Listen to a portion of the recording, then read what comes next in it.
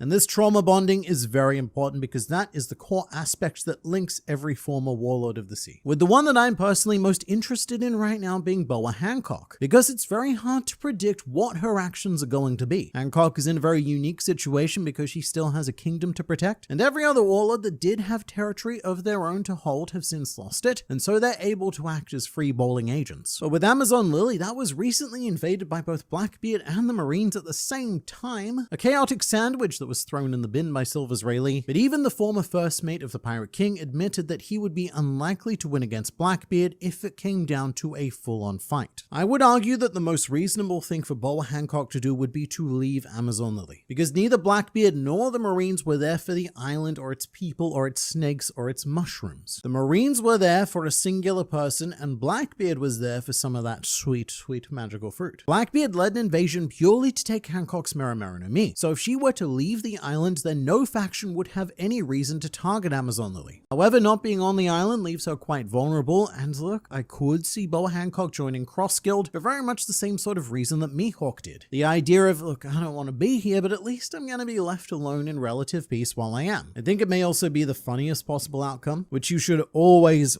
take into consideration with Oda. Boa Hancock joining Cross Guild would create a lot of comic tension, because she is, of course, an overt Luffy supporter, but also a self-professed Luffy lover, meaning that she may even try to actively undermine Buggy's ambitions to become the Pirate King. But I'm going to ask Hancock the same question as the rest of the warlords. If not Cross Guild, then where? And the more I think about it, the more that Cross Guild does seem like one of the more reasonable options. Because Boa Hancock does have something in common with the founding members, which is that she has been thoroughly screwed over by the world government. Something that every warlord can bond over, and there could be a collective desire among them to channel that fury right back at the world government.